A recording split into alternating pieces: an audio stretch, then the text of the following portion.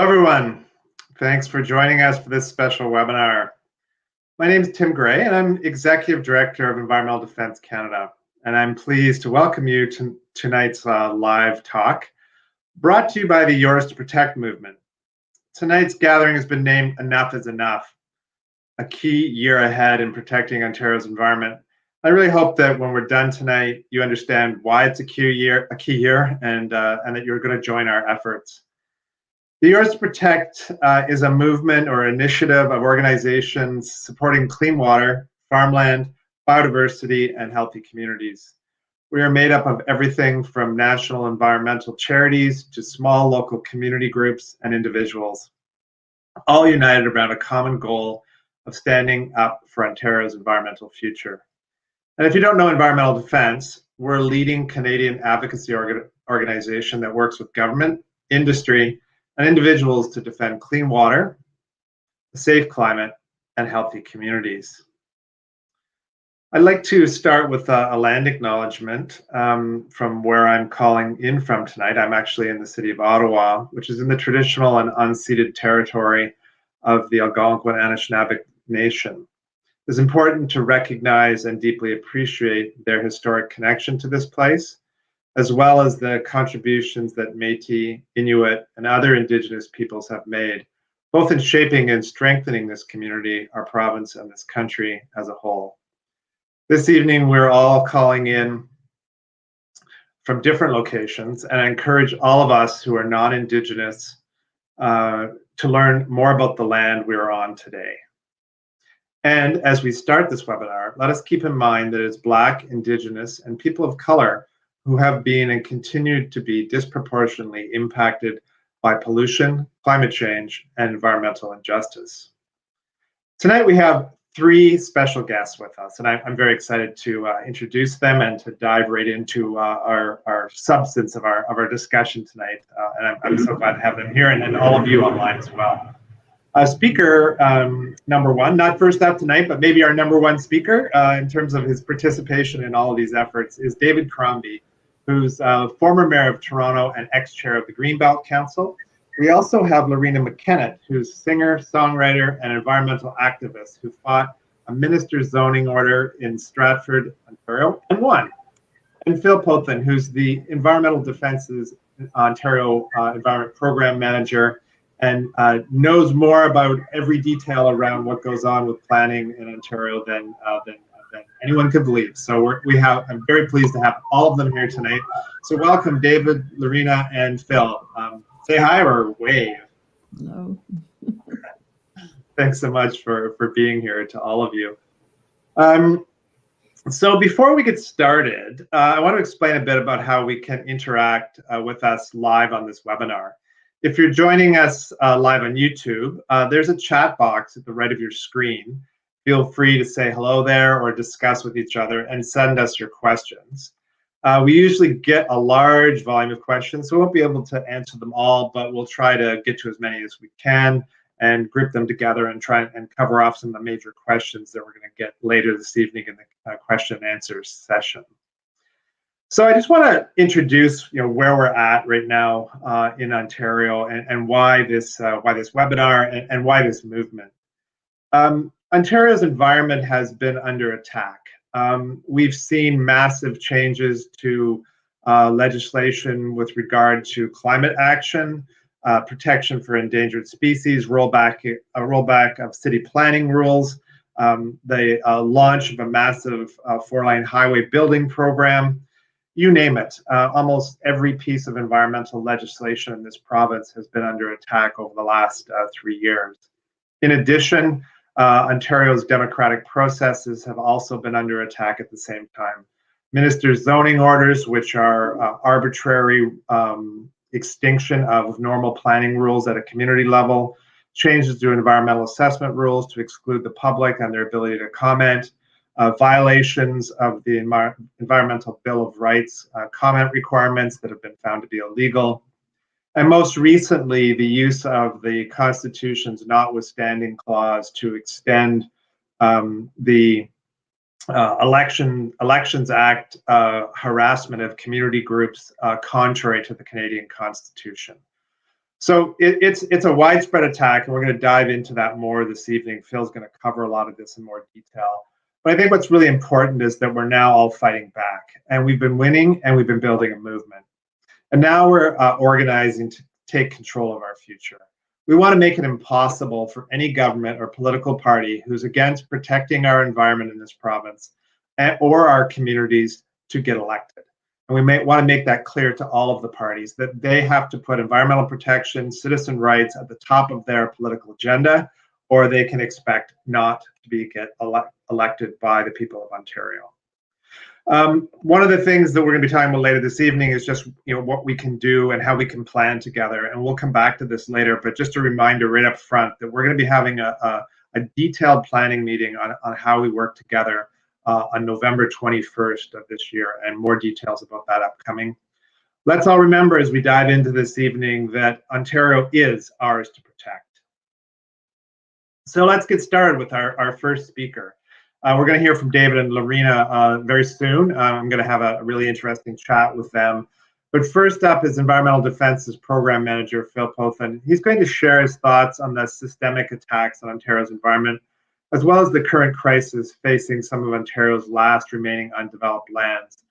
Phil is a land use planning and environmental lawyer with a background in landscape ecology, landscape architecture, and he has 10 years of experience advising and representing provincial policymakers, select small builders, and concerned residents. And as I mentioned right at the outset, Phil's an incredible wealth of knowledge and support for a lot of the groups that are working on the ground on these issues. So Phil, over to you.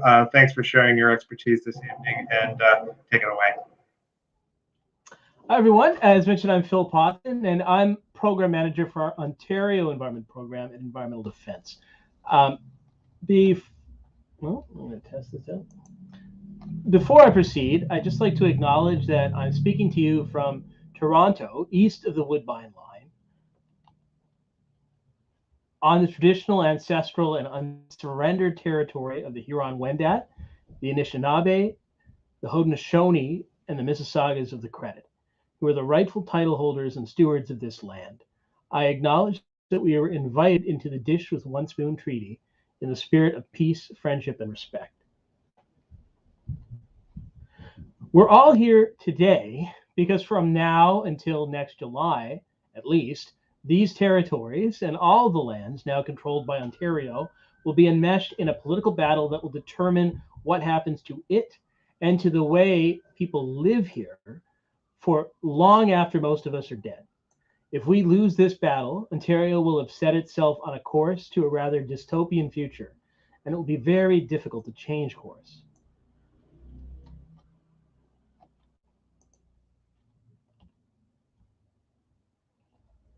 So concretely speaking, what am I talking about?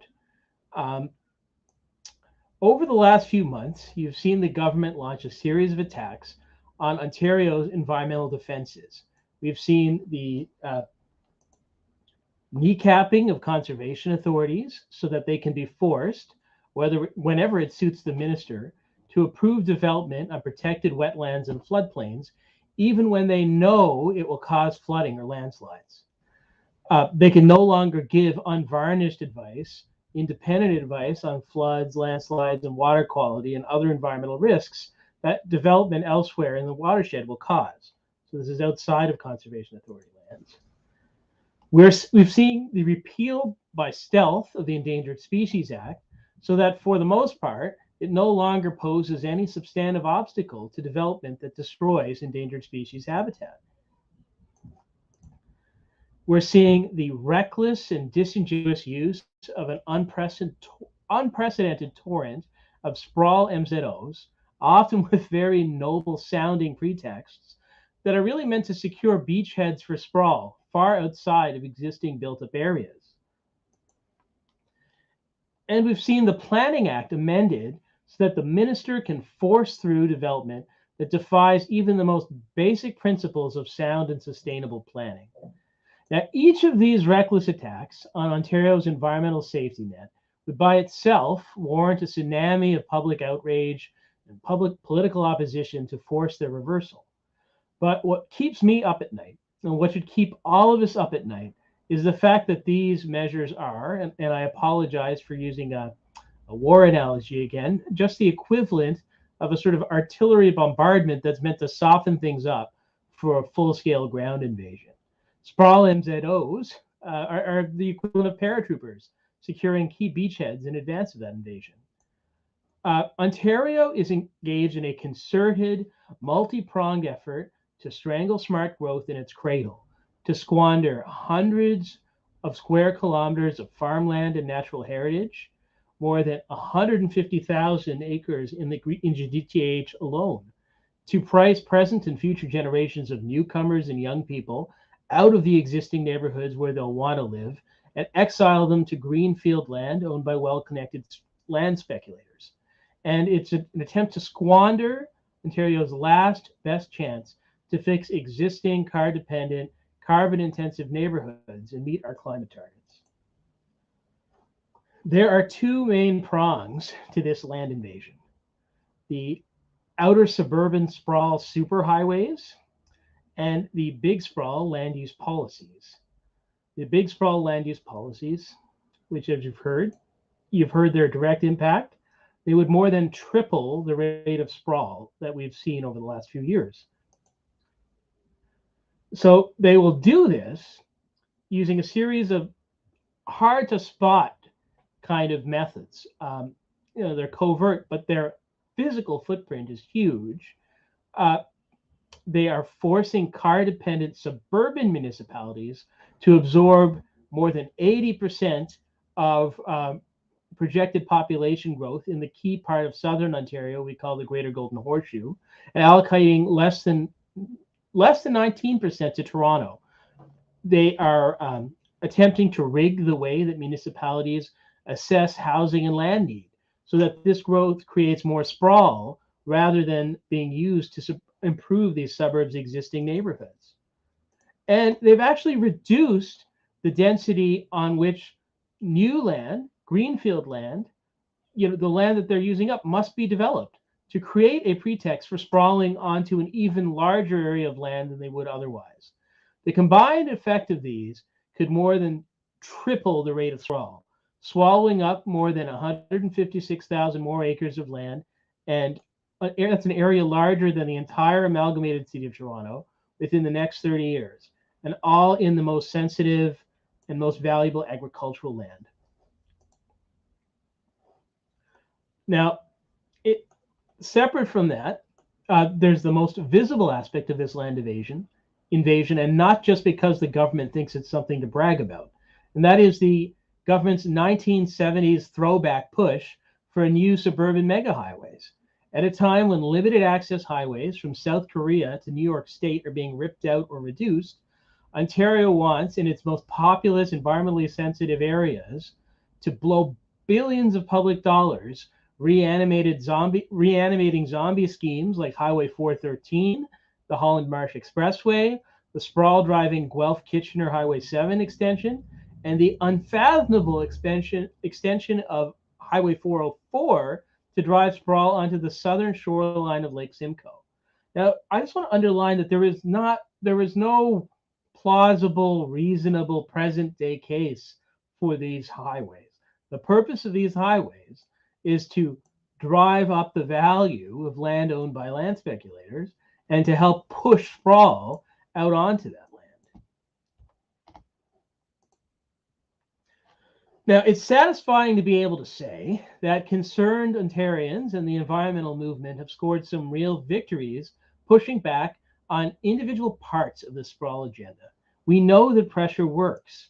Thanks to an overwhelming public reaction and organizing from all of you, this government's first and most direct push to open up the Greenbelt through Bill 66 was stopped in its tracks. With some really superhuman efforts, organizers in Durham region won support from across the province to kill a planned warehouse on the Lower Duffins Creek wetland complex, despite a huge investment of political capital by the government.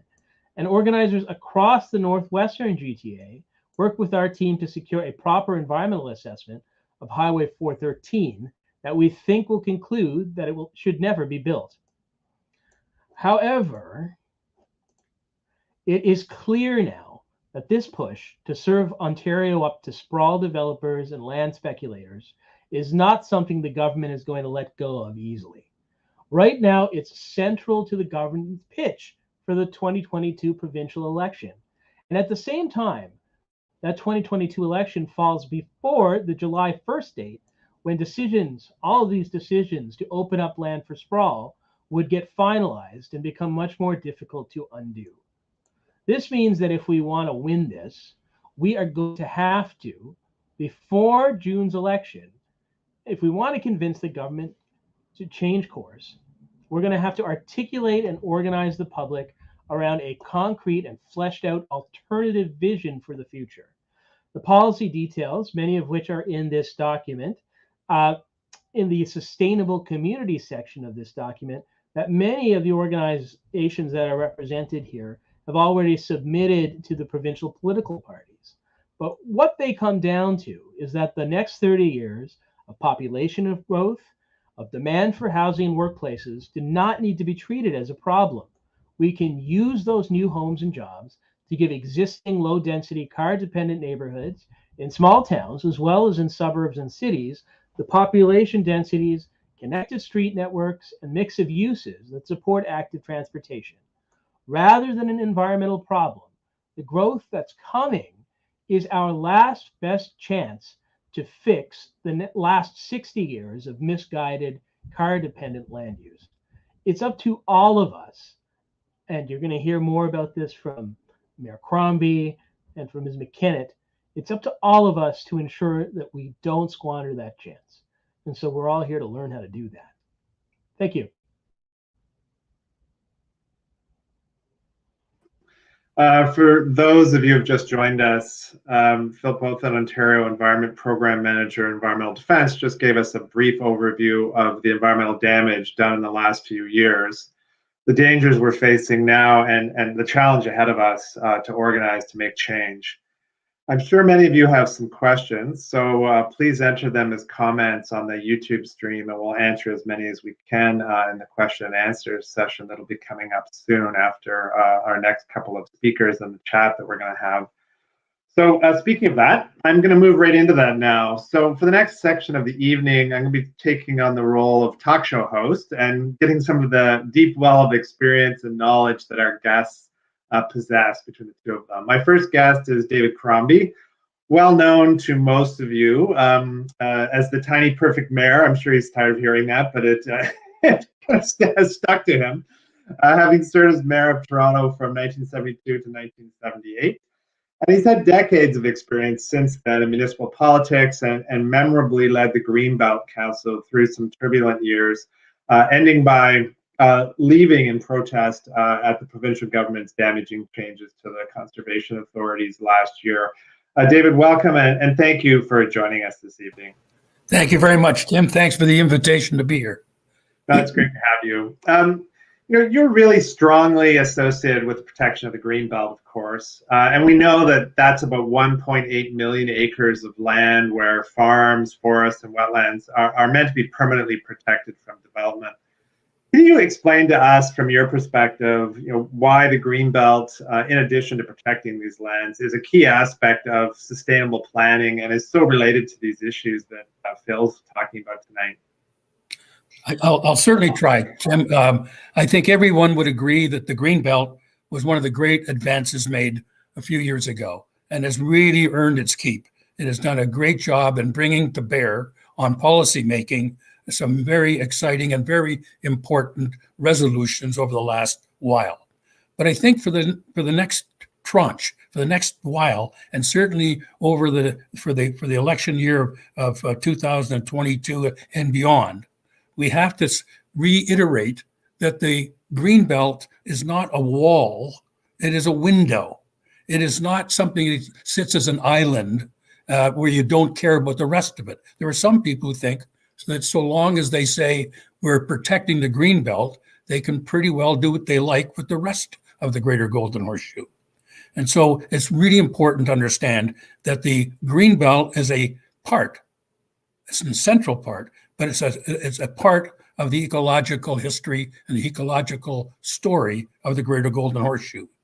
It's a unique is part of a unique network of ecologically important places, spaces, corridors, natural processes, all developed over the past over 100 years. And during that time, while we were building an economy and building communities. So the important thing to remember is that the Greenbelt is a constant process, and it's part of a much larger process in the Greater Golden Horseshoe. It's a network in being, and it's a network that's ongoing. And it's really important for a couple of reasons.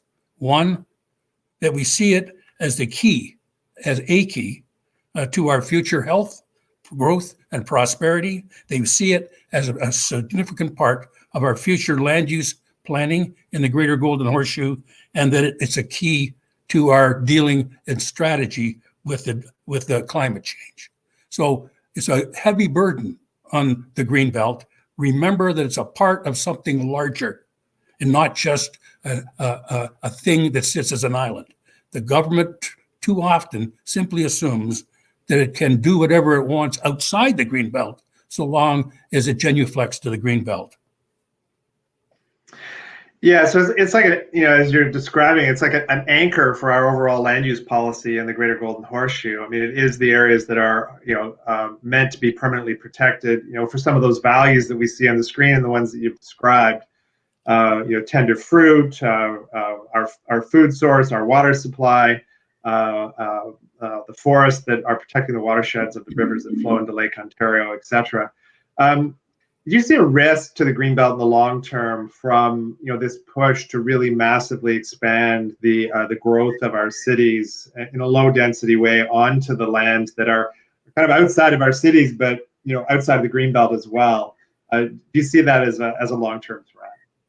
As a long term threat, absolutely.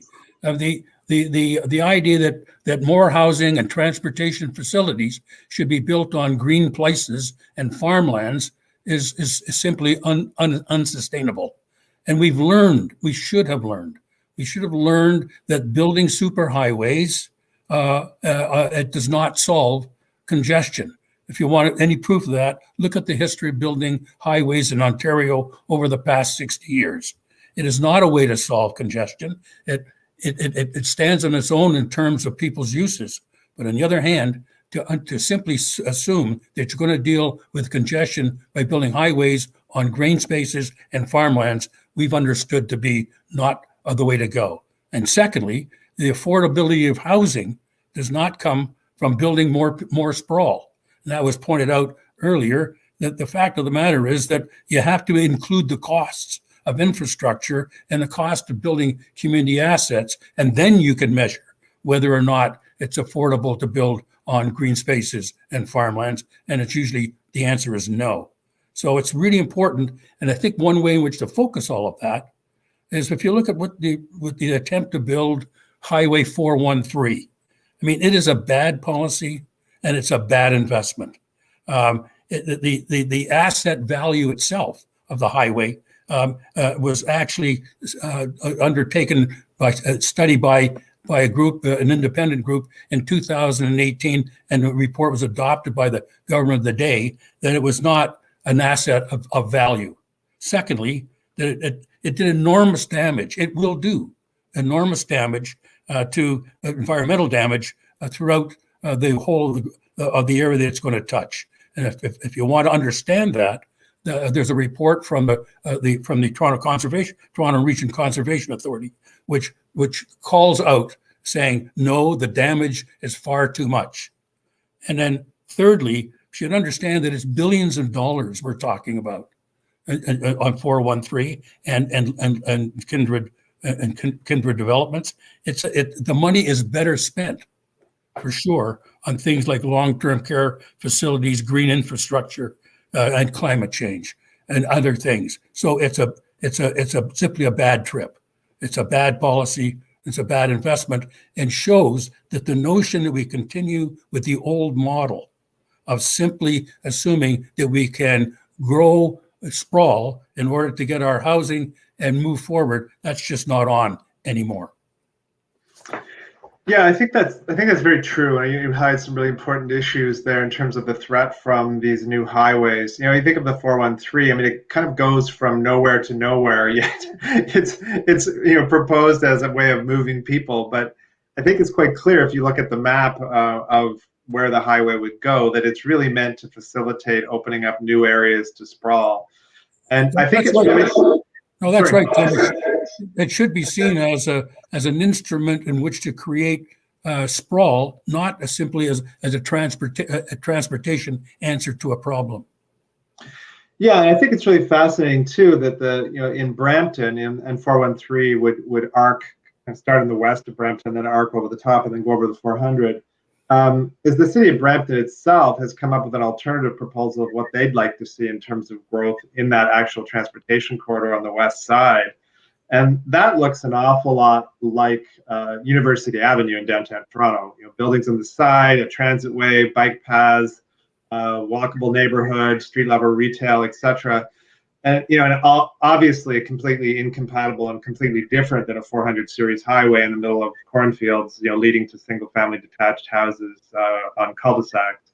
And I just, maybe I just like to dig into this a little bit in terms of like the issue around providing housing for this growing population, especially in Peel and Toronto and Hamilton, the places that people actually are choosing and wanting to live because they actually would like to live there. But we know we have huge housing affordability, housing access issues in these major metropolitan areas because of what's gone on with real estate prices, but also the lack of diversity in housing. The stuff that people could actually afford to buy that would house them or their children, or for older people that would be of the size, et cetera, that they might want to live in. And maybe you could just talk a little bit about, some of the housing types that we might be looking to try and build into some of our existing cities. Some people call it like the missing middle and others. Like, what does that mean to you? And like, what do you see as the opportunity in some of that alternative approach to the typical single family detached large home in the middle of the countryside? Well, there's a whole agenda. There's a whole agenda that's already been evolving on this, Tim. Whether it's the missing middle, which is a more intensive use of already existing houses. I live in one myself. It's a 16-foot lot, and we have people living on 4 floors. There's a lot of intensification through as well through changes in rooming housing legislation, inclusive legislation. I could go through a menu of things that planners and politicians try and deal with, but the idea that somehow there's no alternative to the old way of sprawl is just wrong and very costly. So there are things that we should be, as we look to the future, there are things we should be bearing in mind. I can talk about those if you like. Yeah, I mean, I think that one of the things you mentioned earlier on that I think is really interesting to speak to is just and to really bring home to folks is just the relative cost of building new single detached homes and farmland relative to creating some of these alternative housing forms within existing cities, and then also just the different populations that some of this other forms of housing can serve. And just a comment on both of those items would be great. Well, there's no doubt that the menu for possible different kinds of housing is already ongoing, as I mentioned, and people are adopting it. The question, I think there's a broader way in which to approach it as well, because we so often get chopped up by specifics on either a particular project or a particular interest. And so I thought what I might do is maybe respond to your question a little more broadly, if I could, and say that if I had to look to how we're going to get where we need to go, then I would offer the following. First of all, it's an old rant of mine, I guess, an old cliche perhaps by now, but we'll do well if we first of all remember that when it comes to land use and environmental planning, everything is connected to everything else. It's the ancient law that therefore matters of ecology and economy matters of ecology, economy, and community are not separate events, but they are absolutely mutually inclusive and interdependent, and therefore need to be done as a whole. Secondly, we need to remember the importance, it may sound pedestrian, but it's really important, the importance of watershed planning. Because watershed planning brings together all of those things we've just been talking about. It needs to include all of those things. And the stewards of that, the stewards of watershed planning in the Greater Golden Horseshoe, in the province of Ontario generally, of course, the conservation authorities. And this is the 75th anniversary of the conservation authorities. Interesting to note that the conservation authorities were given birth in 1946 at the same time as a companion piece of legislation called the Planning Act.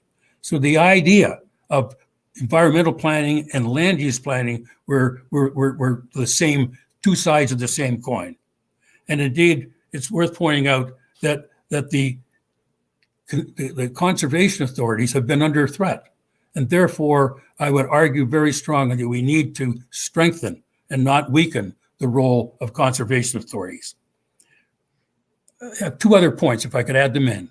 Sure. We need to restrain the ever-increasing commercialization of our environmental assets. We do that now through an expansion of compensation and mitigation schemes, either in cash or in kind. And that it also includes the use of ministerial zoning orders, which are in a sense government dicta, without plans, without debate, and without appeal. So we need to really worry about how we're going about our existing assets, not just in the acquisition of new ones. We also need to, if I could, emphasize that we need to emphasize the productivity of agriculture and the importance of food security. This is increasingly so as we come out of the pandemic.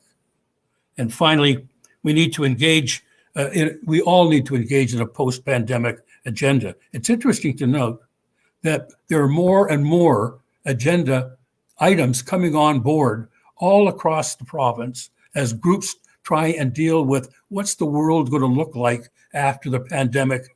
And we've got an opportunity to make a change. So whether it's housing or transportation or green facilities or health and recreation facilities, all of that, they're of a piece. And it's only going to move forward if people participate both locally and regionally and globally in it. Thanks, Tim. Thanks so much, David. I think all of those points are very, very important. Everything from food security to watershed level planning. We have so many assets in Ontario, and we had some very progressive approaches to tackling some of these issues that were put in place a long time ago. And so many of them, in my experience, and of course you have much longer a period working on these than I have, but I just see like us marching back in time, not learning from the experience that we had, not putting in place the policies that we need to be successful at a time of great change as a result of climate change and more people arriving in this province, etc. And to me, it just underscores the need to be working quickly, smartly, and in a decisive way over the coming months, to make sure that these are top of mind issues as we approach the next provincial election and the next municipal elections. I think your comments as well, just around COVID, it really reminds me that governments can act decisively, right? When there's an emergency, governments matter, and they actually can, despite what sort of some of the common conversation in the media and stuff is, which governments can't do anything. Well, actually they can, and we need them to, and they're an expression of our collective political will and how to tackle really important issues. So I think we need to take that to heart, come out of COVID in a way that does take the climate crisis seriously, takes the biodiversity crisis seriously, and recognizes that the human impacts of that around housing crisis, future risk, all of these things we can get in front of in some of the ways that you described, and we can have a much brighter future if we're really smart about these issues and make our elected officials responsible for choosing the right path. So thank you very, very much for your comments, and we have a pile of questions piling up here on the side that we're going to come back to after our next conversation. So I'll stay for the Thanks. Stay tuned. Thanks so much. Let's just do another time check. So for those of you who are just joining us, I'm sure you've been listening. We just heard from David Crombie, and I'm now very excited to speak to my final guest tonight, Loreena McKennitt. And Loreena, I'm sure most of you have heard of her. She's a well-known person as a composer and singer. She has a recording career that spans more than 2 decades. Loreena's eclectic Celtic music has received critical acclaim worldwide. She's also a passionate advocate for human rights and the environment. In 2020, she founded the grassroots group Wise Community Stratford to advocate for issues important to the welfare of the community, including fighting a proposed glass factory, which had been granted permission through use of one of the controversial minister's zoning orders that we've mentioned tonight. The group protested, informed, and engaged the public to push back on the undemocratic use of the MZO, finally forcing the Minister of Municipal Affairs, Steve Clark, and the municipality and the factory's proponents to withdraw. So congratulations, Loreena, for leading that effort with the people of Stratford, and thank you for being here with us this evening. Thank you. It's a great pleasure to be with you. Great. You and your community have been the front lines of dealing with minister's zoning orders, which are this kind of scary acronym on the horizon. We have a map of them, and they're popping up all over the province, and they've become like the preferred way to advance development without public process. You created your own community group, and then, of course, as I mentioned, the town council and the minister ended up backing down. Can you just describe something about that process and some of the key actions that you felt were critical to make it possible for your community to organize and win this battle? I think some of the things that you did are really instructive for other people facing similar challenges in other parts of the province. Sure. Well, I think the first thing to point out is that it was an incredible community group effort. And yes, Wise Communities was one group of 2. The other group was called Get Concerned. In fact, they formed up just before we did. And they were supported by a very experienced group called the Wellington Water Watchers, who had been involved when the glass factory had been proposed for the city of Guelph. So we discovered when it was announced on the 29th of October of last year that this glass factory was going to happen here, it would only be in the fullness of time that we discovered that it had been 2 years in the making. And it really started in September of 2018. And in my last remarks at a rally that we held, I kind of equated it to a train that's started at this train station and had the mayor and Invest Stratford, the MPP, and the representatives from Shinyi. And because that was September of 2018, and we had the provincial election in June of that year, we surmised that the discussions that took place concerning that MZO in September were probably one of the earliest ones that this government had undertaken. Of course, we didn't know about it at the time. It would take us a few years before we learned about MZOs and what they were. So essentially, when we did, we're alerted to the fact that Stratford had been chosen for this. Quite naturally, citizens were quite surprised and alarmed because they were talking about a massive float glass factory with environmental concerns, so labor concerns, water consumption concerns. I first saw them present at a city council meeting, but very quickly everybody went into action in terms of writing letters, forming these 2 groups. And within the groups, there were different expertise. Certainly some of the individuals from Get Concerned, one in particular, Mike Sullivan, was an MP himself. He knew some of the ropes, has an environmental background himself. And so he, along with the Wellington Water Watchers, were very, very instrumental, particularly in the regular meetings, virtual meetings that they held. The division of labor for Wise Communities, in that sense, I certainly felt that rallies were very important, that visibility in community is extremely important. So along with the lawn signs that the Get Concerned instigated, we launched 7 rallies. The first one, I think, was the 23rd of November, and the last one is about the 22nd of February, even after the glass plant was cancelled. And those rallies were very guerrilla-like in the sense that we were able to set them up with good sound equipment about an hour. They were strictly only half an hour, held at lunchtime. There were usually between 2 to 5 guests from a different spectrum of interests, environmental, agriculture, youth, First Nations. And I served, for better or for worse, as kind of the host of these rallies, and would gather together new developments and keep pointing people into where their view should be positioned. At the same time, given my own career and some of the skill sets and knowledge we've developed, the connection with the media was extremely important. And we have someone who works with us on a regular basis developing press releases. She's she's worked for the Globe and the Star, so she really knew the vernacular in which these press releases needed to be conducted. So each time we felt there was a development or we were going to have a rally, we sent off the press releases to the targeted journalists from the Star, the Inquirer, the Globe, or of course the local Beacon Herald. And the local newspaper, we certainly saw how valuable they were in keeping the community informed, and that in the end of the day, there was this kind of dance that went back and forth. We kept giving them a rally and something to cover, and then they would go back and forth. So that was some of the complexion of what we did.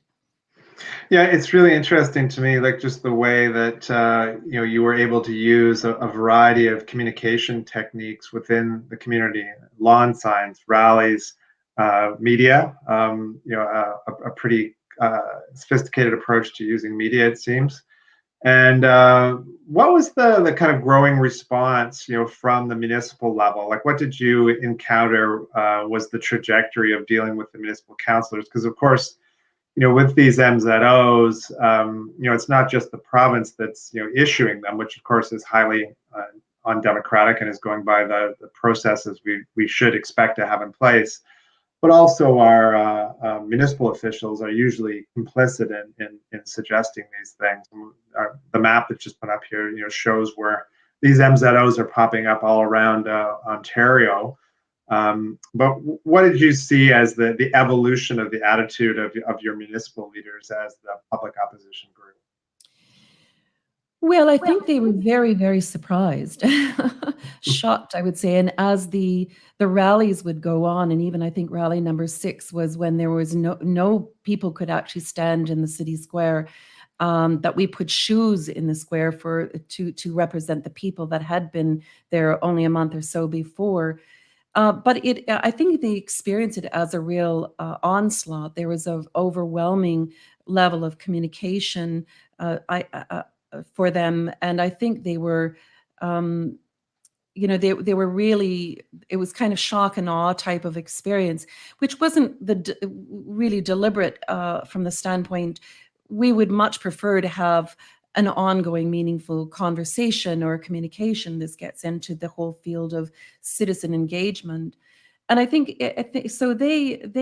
I heard. I mean, it was very, very difficult to communicate with them because probably one of the most significant hallmarks of this event was the secrecy, and how that was accomplished. It was accomplished through 2 years of in-camera meetings for which not even the title on the agenda would reveal anything to do with a glass factory and so on.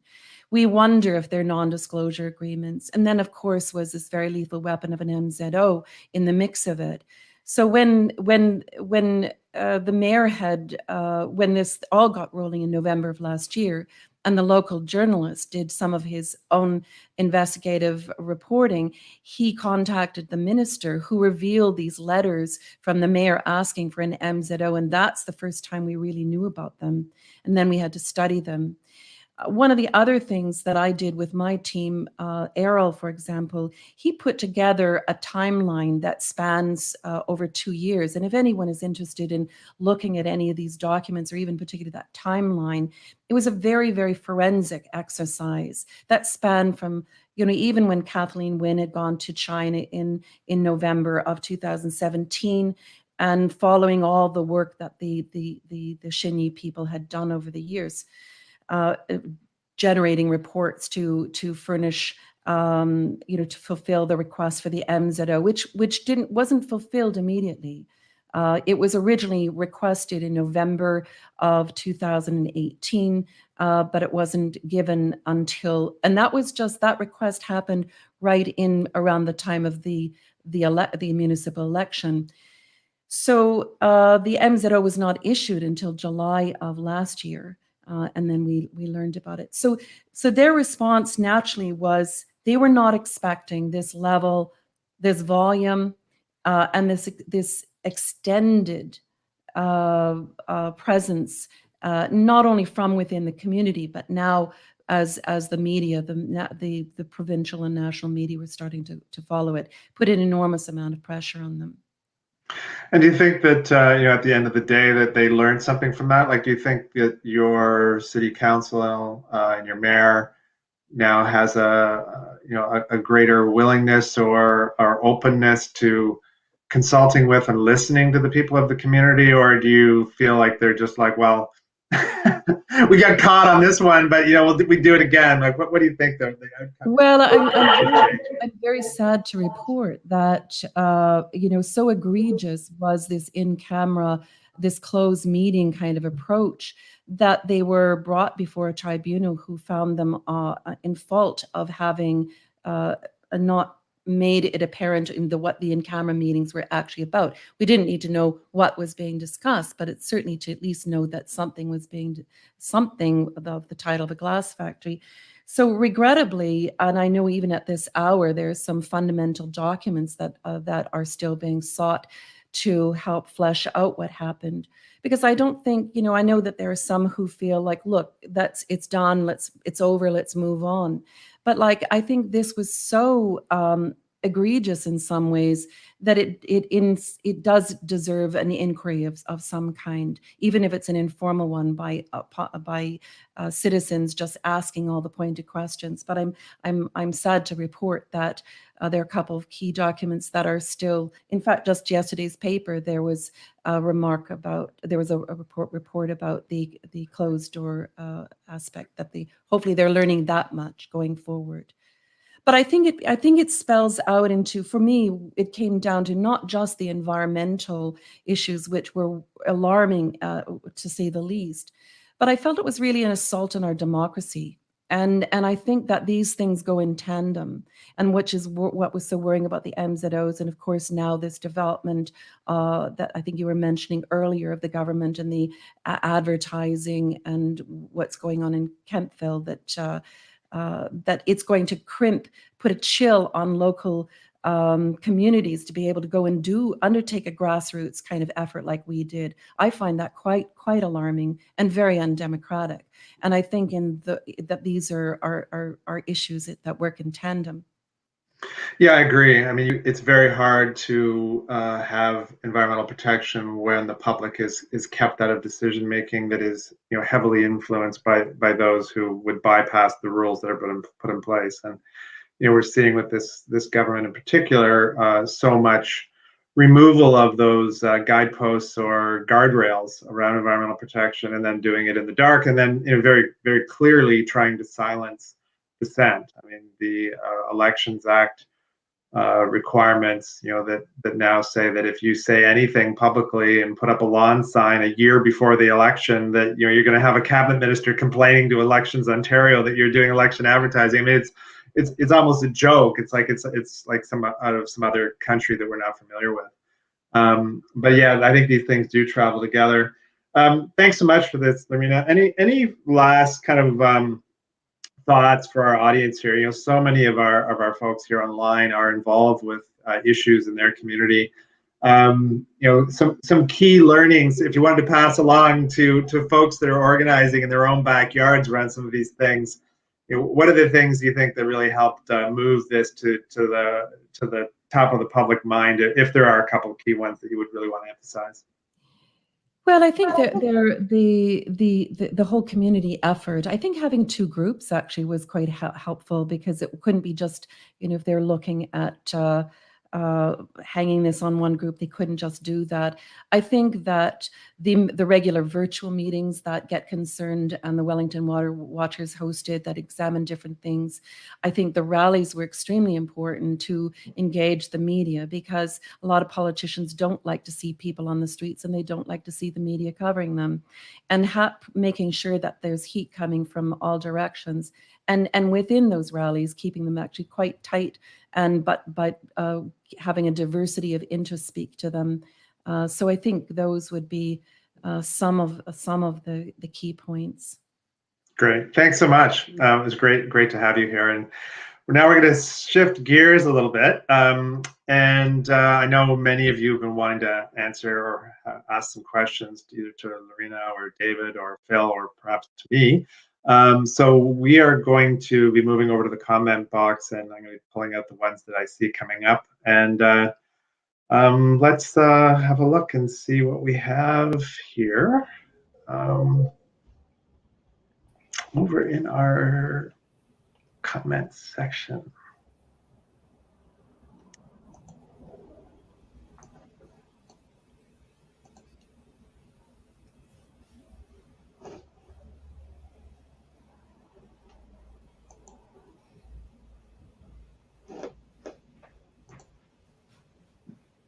Maybe our team can be helping me pull out some questions here that you've seen. I'm just looking through lots of comments, but I'm looking for questions that we might be able to pass on to our guests here.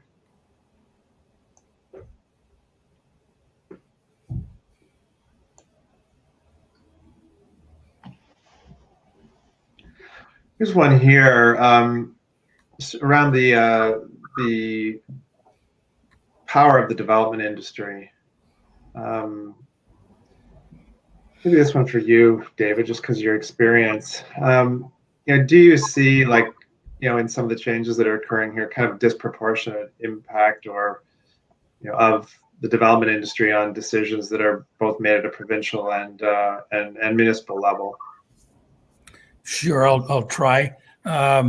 First of all, the development industry, not just in Ontario and Canada, but in much of it around the world, they live in a world, but they need to make enough money to stay in business, while at the same time trying their best, the good ones, trying their best to develop what a market needs. And the market needs come from people who think they have certain needs. So I've never, in my time involved with any of this, felt that the land development industry is somehow only and always the enemy. They are builders as well.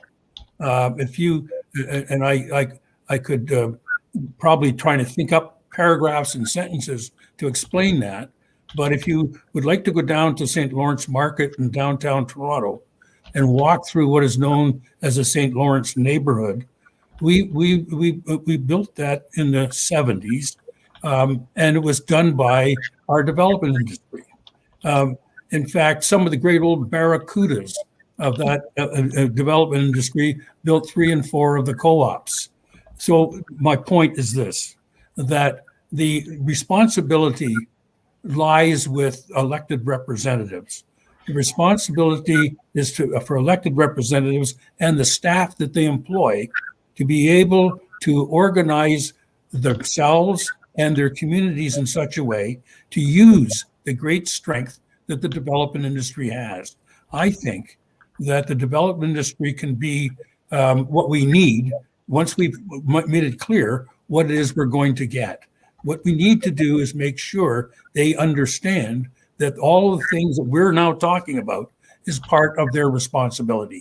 And that can only be brought home by elected representatives. So in some ways, our task is hard, but simple.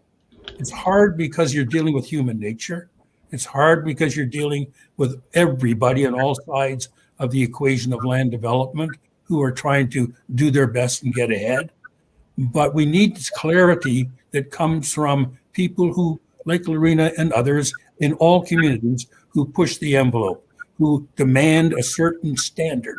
That demand will be obeyed. And I can guarantee it. The people I know in the land development industry, they will go where they need to go. They need to find a way in which they can, at the same time, stay in business while they do God's work.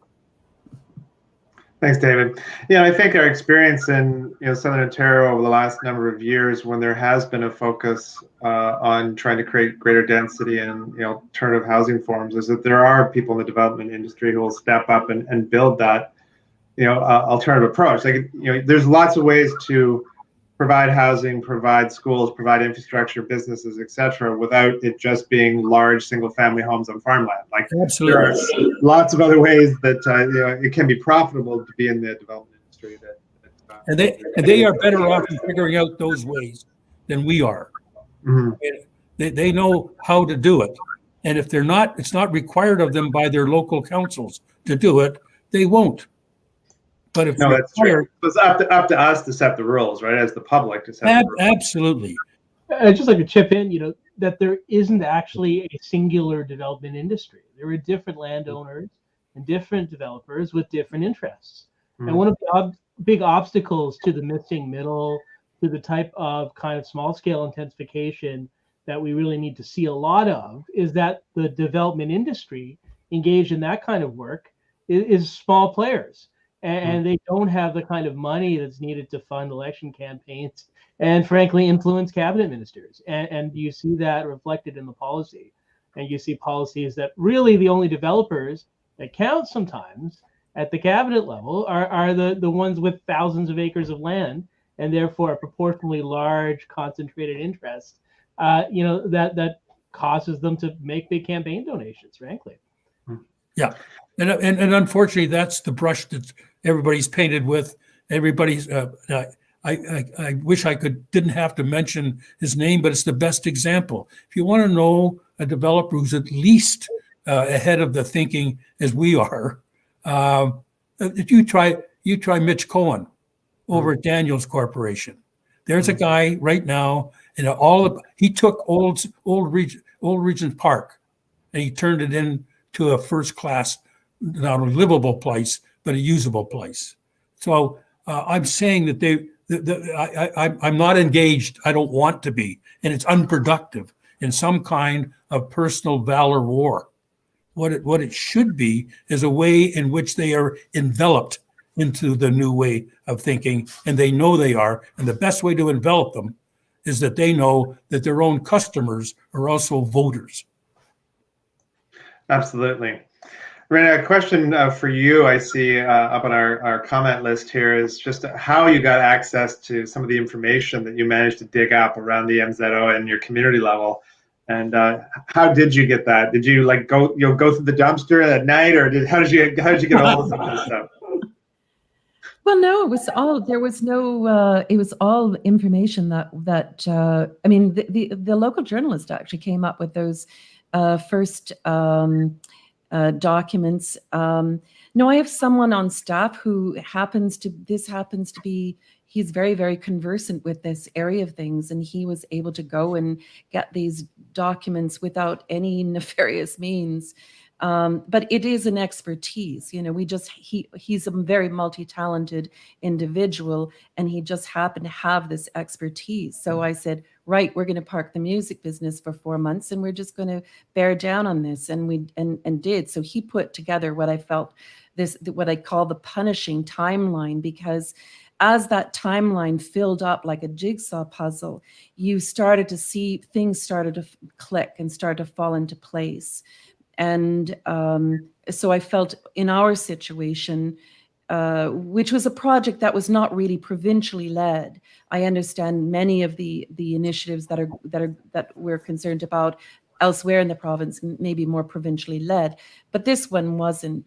So This was another unique factor of Stratford. It's a very small town. We all know each other, including the councillors and the mayor. So you can't get away from each other too much. Great, thanks. There's a question here maybe for Phil, because you've been working on the MZO file so much. It says, are there MZOs that the public isn't aware of, and what kind of public notice are there of these things when they come forward? Maybe you could just speak to that and some of the work that we're doing to track them. I'm sorry, I had a sound cut out just for a moment. Oh, okay. It was a question around MZOs. It was somebody's asking, how many of them are that we don't know about? What is the process for like notifying people if these things are being rolled out? And I thought maybe you could just refer to some of the work that you've been doing, our team's been doing around tracking these and making sure that they're available to the public. Yeah, absolutely. So we have, the normal way to find out about these things is a little bit opaque to the public, because it's the publication of regulations or the environmental registry, which is supposed to be public facing, but it's not necessarily the easiest to use. But what we've created is an MZO map. All you have to do is Google MZO map, and you'll get fairly up to date. We try to keep it up to date as up to date as we can, and within a couple of weeks. MZO map, and you'll see a map of each of the MZOs that have been issued so far over the past few years, I believe since the start of 2019, and showing the details of them, the relevant details from an environmental point of view. Because not every MZO is the same. There are legitimate purposes for MZOs, creating modular housing to address homelessness in an emergency, allowing street cafes, things along these lines, so that businesses could continue to operate during COVID. But those were very different than the type of MZO that we're talking about. The bulk of MZOs, which have been sprawl MZOs, that are really just meant to authorize development in places where it would never be approved ordinarily. Great, thanks, Phil. There's another question here I just saw.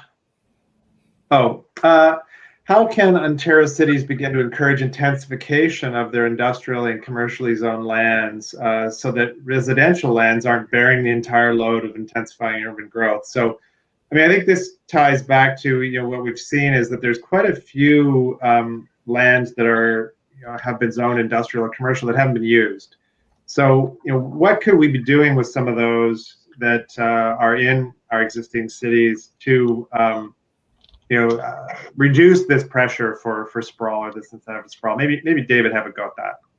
Well, certainly most intensification policies in cities call for changing the zoning and the use on old industrial lands, on old commercial lands, even public assets of schoolyards and so on. So there's clearly a path that is now being trod to take lands that we just used to leave alone for intensification. The other part, of course, is not to underestimate the amount of housing that can come from already existing communities through the use of the middle. It's a constantly changing thing because there's a constant change in generational ownership and use. That's another one. So I think you're finding that part of it is convincing people. Let me back up. Part of it is not being able to convince people who understood have their understanding of housing from the single-family dwelling suburban unit. That's changing. It changes automatically through the generations. And so it is a question of constantly working at it. You just can't sort of show up and admit your truth. You have to work with people to show the value of it. There's great value in intensification, and it's cheaper. It can rely on already existing and revamped public services and so on. So it's a very complicated topic, but I'm impressed, by the way, with some people in the private sector and a lot of new generation people coming out of planning schools. And if I had one wish, I would tell them to say, be unafraid. Go and tell your truth. And if you do it well and people know that you know what you're talking about, they will listen. But don't be afraid. We need more planners who got some strength from a belief in their own mission. Thanks so much, David. Phil, one of the things that's I think came up earlier in the comment section is some thoughts between the issues around growth and managing growth and providing housing and climate change, and maybe just to remind folks, why growth form, in particular in Southern Ontario, why it's so indicative of what we can do on climate change. Like, how are these things linked? It doesn't seem apparent why it matters what kind of growth form we have relative to whether or not we're acting on climate change. Yeah, I mean, it's really hard. Pardon me. I think it would be hard to exaggerate the connection between the built form of the environments that people live in and the carbon footprint that people have.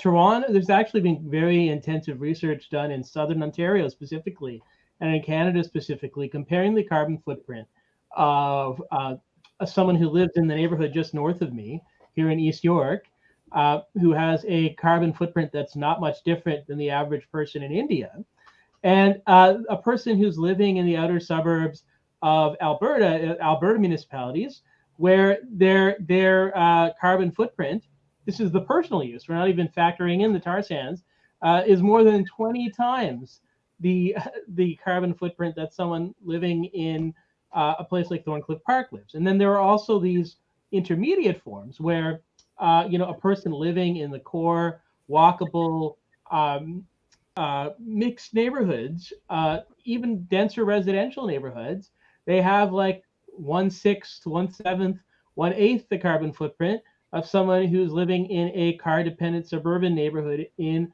Whitby. And it all has to do with active transportation modal share. Yes. When are close together, when you can walk to things, when that's the path of least resistance, and when you have enough density of people to actually support frequent, predictable transit, then people often don't bother to get a car or more than one car, and therefore their default is not to take a car trip that if you owned a car you would take. And it's a huge difference. And this is why this business of I think of population growth being inherently linked to adverse environmental impact in Ontario is really a red herring. And it's because you frankly, if you do it right, you can use population growth to drive down the overall carbon emissions of our settlements in Ontario. And that's what we're asking. That's what our vision is, to use it that way. But it won't happen if we proceed with the sprawl plan that we're currently headed on. Thanks, Phil. For Loreena, one of the comments that keeps coming up about in the comments here is just around local food, access to local food, agriculture, and how did that play out in the Stratford situation? Because I know the glass plant was proposed to be built on high quality farmland, and was that an important organizing principle and concern for the people in the area, both from the agricultural community, but just also the citizens of Stratford? How were they reacting to that change from farmland and food production to a factory? Yeah, I mean, I think many of the citizens, because the city is only 33,000 people, and we have a wonderful restaurant and food scene here in Stratford, where some of that food is produced locally. So there's been a growing awareness of the connection between what people are finding at the markets and so on to how closely that food is grown. And because a lot of people living in the city still have family and relatives who are living on the farm. And so when one of the rallies, for example, we invited a representative from the Perth Federation of Agriculture to come and speak, and who represented, several thousand farmers in the area. So it was very, very much on the radar, and people were equating it not just to do with food security, but of course, looking at the climate change component. You have this big factory sitting on land that could otherwise be perhaps sequestering carbon. So it was definitely in the mix, and an important part of the mix. Great, thanks. One for you here, David, which should be really easy to answer. It's actually a bit complicated, but I'm sure you have it top of mind because you've done so much of this work.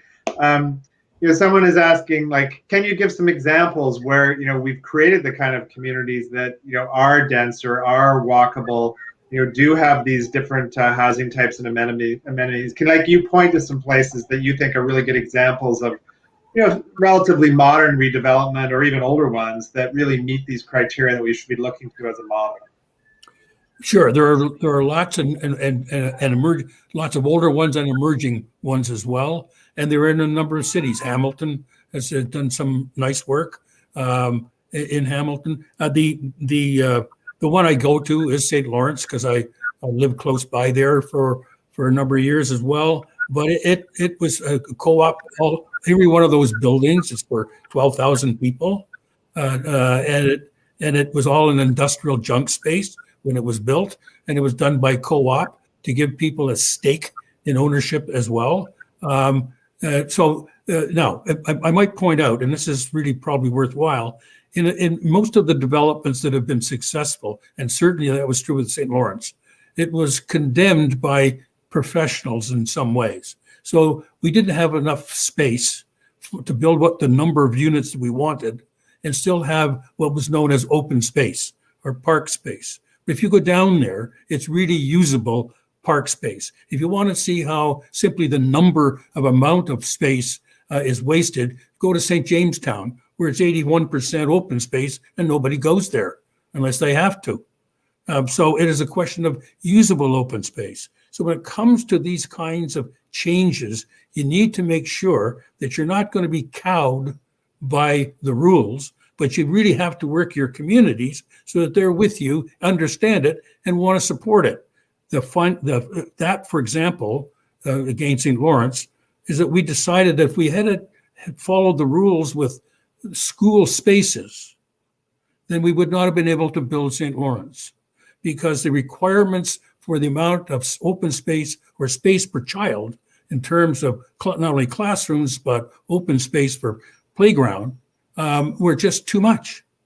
And so we had to find a way in which we brought the schools together. And so thanks to Archbishop Pocock of the time, he agreed, and we put the Catholic school and the Protestant and the public school in the same building, and it had 2 or 3 floors of residential above it. Now it can be done, right? And what we found out, I'll just finish it off. We found out that the rules for Catholic schools were far less space than there was for public schools. And so we had the notion that somebody felt that what we were doing was growing kind of chubby Protestants and skinny Catholics. That's great. There's a couple of people talking about new hospital locations, and I know this is something that, Phil, you've been digging into a little bit. We've seen some controversy around this in places like Windsor, and now we are having a significant debate about this in the Durham region, where there's proposals to build hospitals in places that seem to be far, far away from where people actually live and would actually be able to get to these hospitals. Maybe speak to what's going on with some of that from your perspective. Oh, man. So, what we're here is the headwaters of of the Crothers Creek. Yeah, the Crothers Creek. Yeah. Yeah. Phil. Sorry, go ahead, Phil. Oh, go ahead. No. You're the wise man. Sorry. So, I mean, what we're seeing here, it's very similar to what we see with the sprawl MZOs, and oftentimes they're packaged together, where it's something that sounds great. It is an unambiguous good to provide healthcare. The standard one that's used with MZOs is a long-term care facility, because of course everyone was thinking about long-term care. You throw that word in there, and you've almost you've immunized your proposal from criticism. But the tricky thing is that they're conflating the question of whether to build something with the question of where. And so something that's got to go somewhere that could go anywhere and probably should go to existing places, existing neighborhoods that have easy access to the most underserved communities. They're being instead pushed out and proposed to be set out in the middle of wetlands, at great distance from any neighborhood that exists today.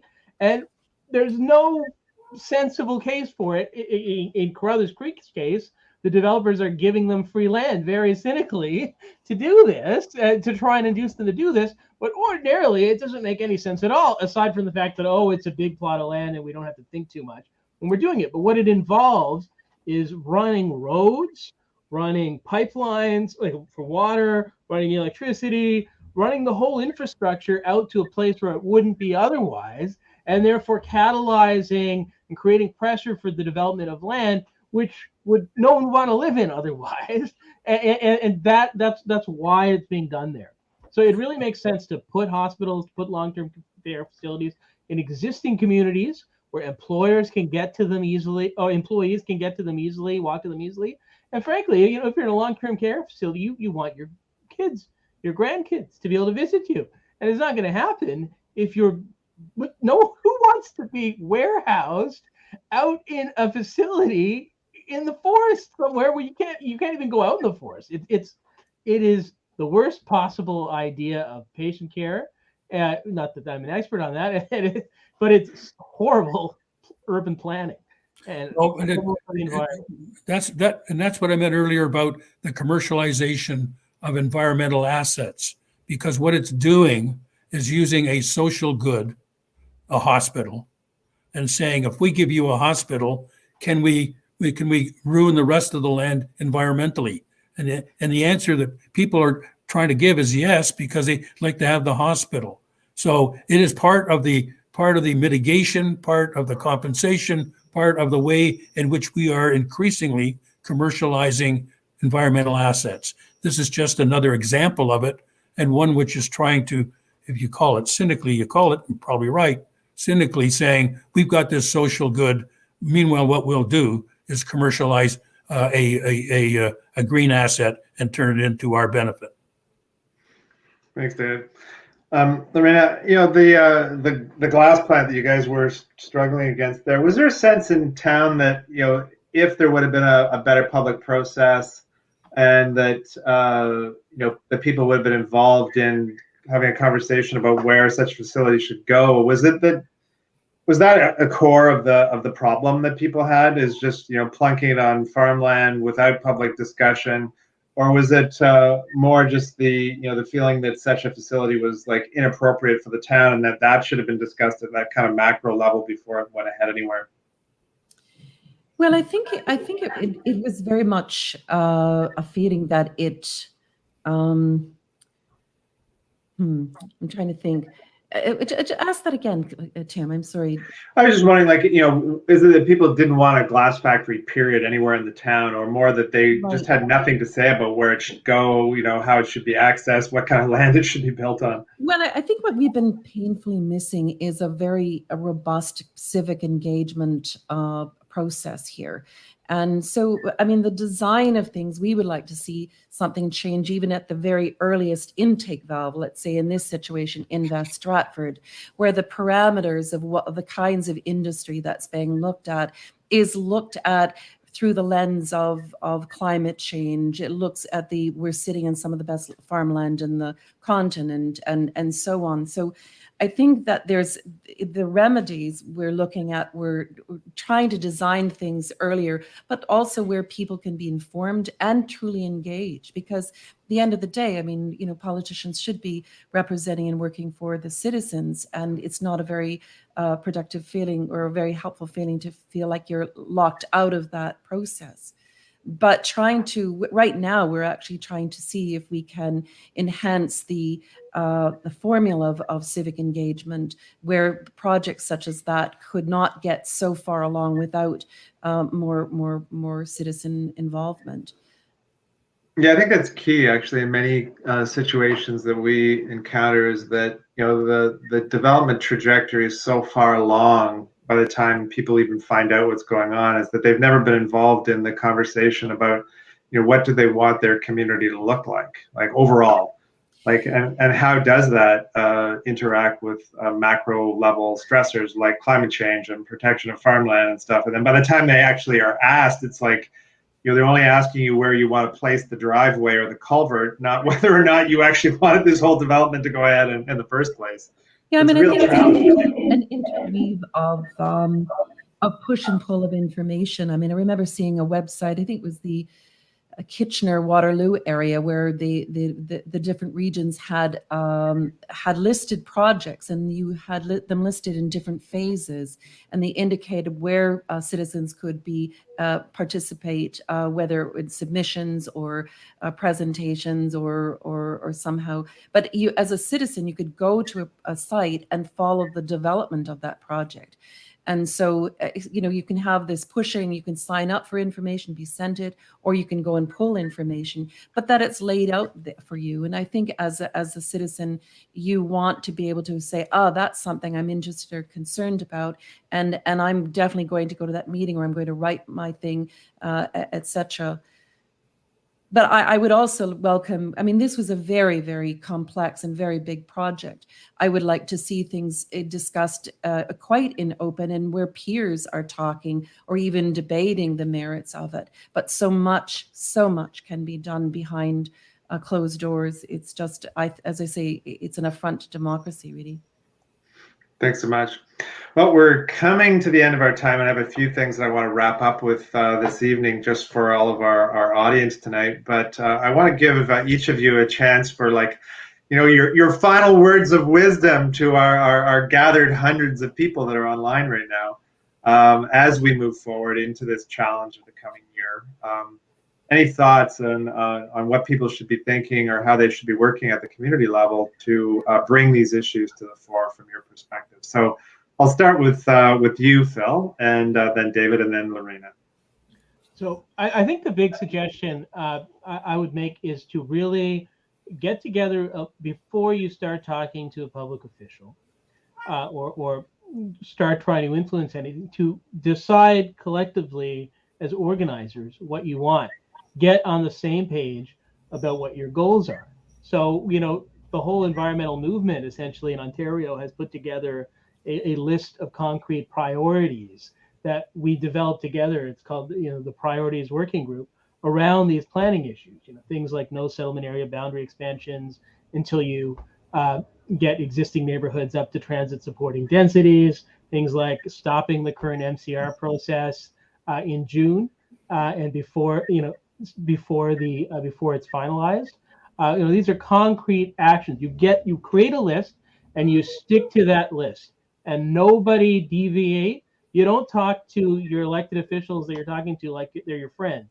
You talk to them like you're trying to get something out of them, and you hold the line with each other, and you go back to your team before you make any concession, or before you even think that you're open to any concession.